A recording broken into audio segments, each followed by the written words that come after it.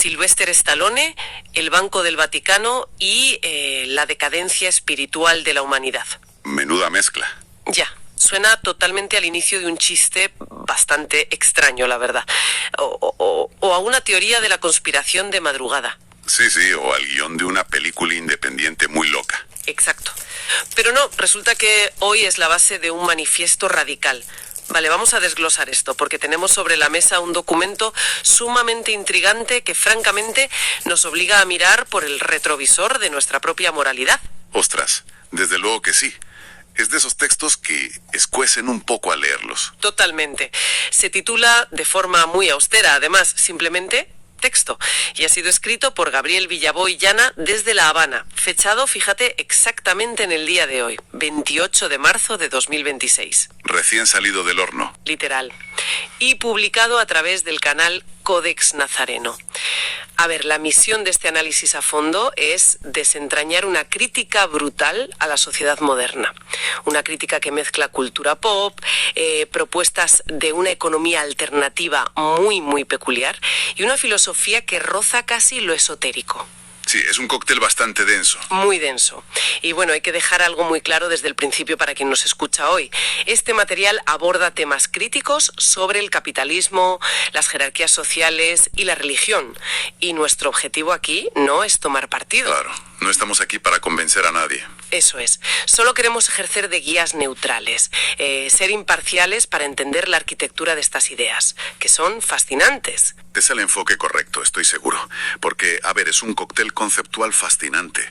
Lo que hace el autor no es simplemente, digamos, quejarse del sistema y ya está. Es una deconstrucción mecánica de cómo el poder humano se ha organizado. Y sobre todo de cómo justifica su propia existencia. Lo curioso es que se aparta de la típica retórica académica o de esa filosofía de biblioteca polvorienta, ¿sabes? Ya que a veces se hace incomprensible. Exacto. Él ancla su filosofía en el barro del siglo XXI y utiliza referentes que cualquiera que nos escuche puede reconocer al instante. Exacto. Y de hecho, la puerta de entrada no es Platón, ni es Marx, ni de broma. Es nada más y nada menos que la serie de televisión El Rey de Tulsa. Madre mía, ¿quién lo diría? Ya ves. El texto arranca hablándonos del personaje principal de la serie, Dwight Manfredi, al que llaman el general. Sí, el capo de la mafia de Nueva York que interpreta a Sylvester Stallone. Ese mismo. Pues este hombre acaba de pasar 25 años en una prisión federal. Sale y descubre que el mundo con sus antiguas reglas pues ya no existe. Ha cambiado todo. Lo destierran a Tulsa, en Oklahoma, que para él es un entorno completamente alienígena. Un pez fuera del agua. Totalmente. Eso es.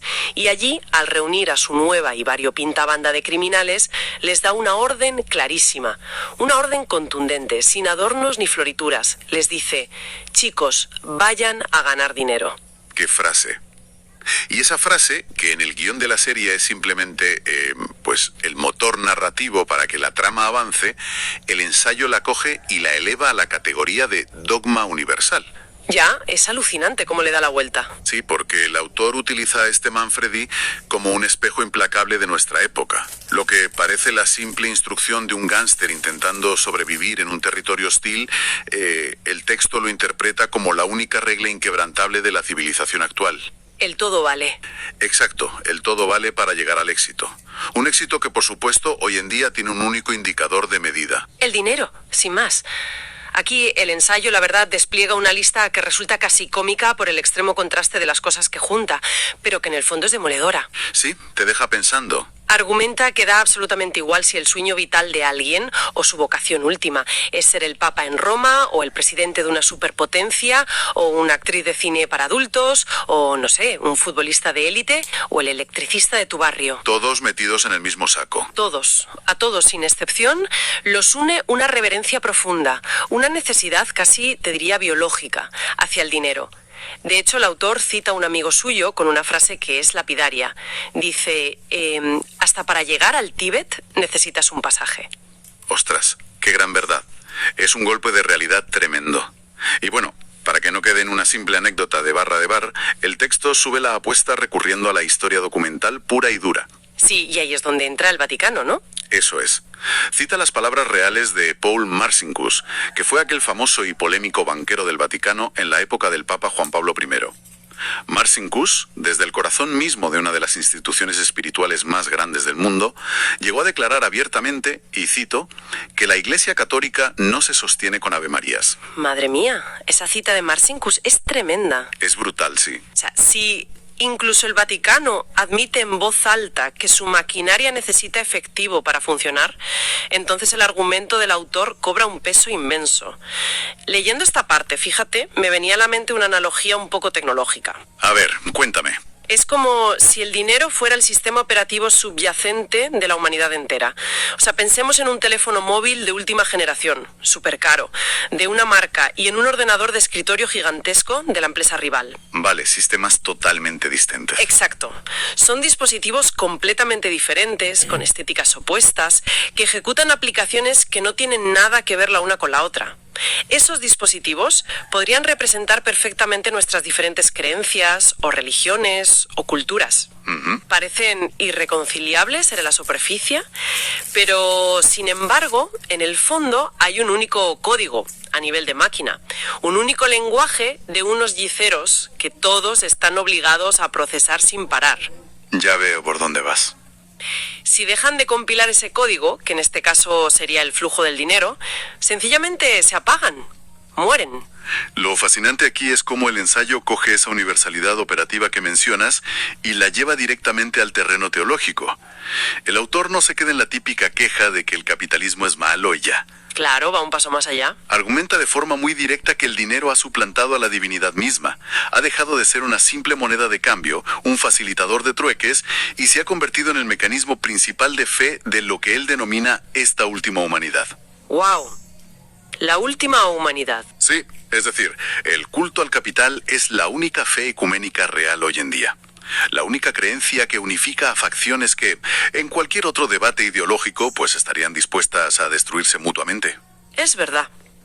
Pueden odiarse políticamente, pero ambos bandos quieren financiación. Entonces, si aceptamos que el dinero es la verdadera deidad moderna, la transición lógica es observar qué tipo de estructura hemos construido para adorarlo, ¿no? Claro, el templo, por así decirlo. Exacto, el templo. Y aquí es donde el texto introduce una metáfora que me parece muy útil, que es la metáfora del cuchillo. El autor hace una pausa, que creo que es súper necesaria, para aclarar que el dinero en sí mismo es éticamente estéril. Es una herramienta. Eso es. Es tan neutral como un cuchillo de cocina. Es una herramienta maravillosa si se usa para cortar el pan y, no sé, alimentar a una familia. El problema, que es evidente pero letal, surge cuando ese cuchillo se empuña para someter a otros o para hacer daño. Y ese mal uso sistémico del cuchillo es lo que lleva al ensayo a acuñar un concepto central en toda esta obra, la economía antropófaga. Una economía caníbal, básicamente. Literalmente caníbal. El autor define esto como un sistema macroeconómico diseñado milimétricamente para buscar la rentabilidad y el beneficio financiero a cualquier precio. Ignorando por completo cualquier daño colateral. Sin importar a quién se lleven por delante. Exacto. En lugar de buscar el desarrollo integral del ser humano, esta economía se alimenta de él. Consume su tiempo, consume su salud mental y sobre todo consume su brújula moral, triturando a las personas para convertirlas en dividendos. Vale, pero a ver, aquí es donde se pone realmente interesante, pero también donde siento que hay que hacer una pausa crítica. Porque el texto da un giro que telita. A ver, dispara. El autor introduce el concepto de el mal, pero escrito así, con mayúscula inicial, como una entidad. Sí, es un término muy fuerte. Argumenta que la crueldad corporativa, esa indiferencia ante el dolor ajeno, no son partes integrales de la genética humana. Afirma que no nacemos siendo depredadores insensibles, sino que esta indiferencia es una mutación añadida. Como un virus. Exacto. Una especie de virus inyectado por un gobierno del mal que se materializa a través de las instituciones financieras. Y a ver, un momento. Esto a mí me suena un poco a echar balones fuera. Entiendo tu punto, sí.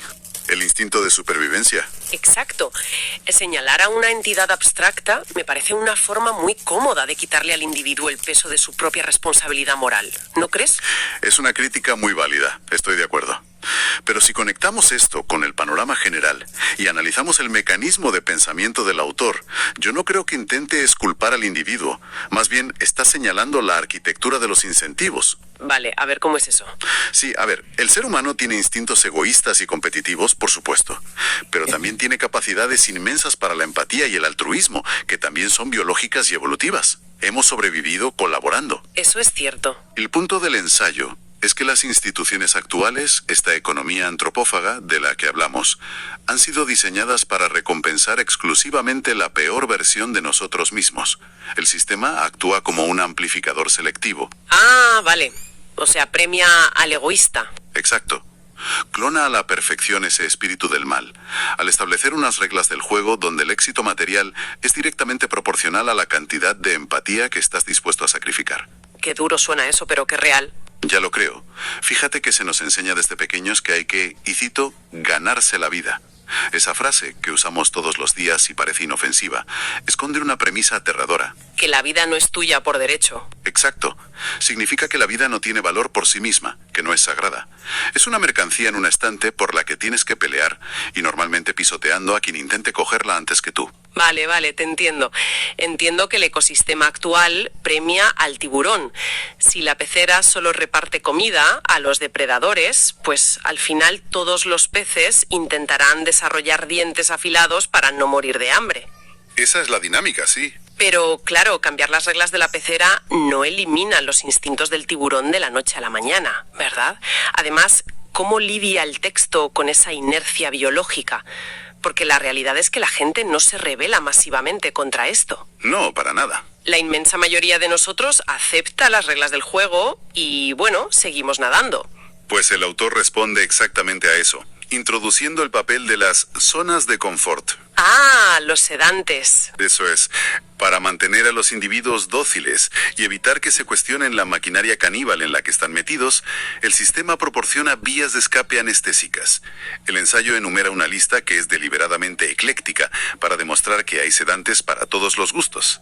¿Y qué incluye en esa lista? Pues menciona desde las meditaciones Zen guiadas, que según él sirven para aliviar el estrés individual, pero dejan la estructura corporativa totalmente intacta. Claro, te relajas tú para poder seguir produciendo mañana. Exactamente. También menciona la propia serie de El Rey de Tulsa como entretenimiento puro para desconectar. Habla de los mundiales de fútbol, los megaconciertos por streaming y subraya con cierta ironía que jamás faltan los festivales de la cerveza. Pan y circo, de toda la vida. El viejo concepto de Roma sí, pero optimizado mediante algoritmos en pleno siglo XXI. El circo moderno, totalmente.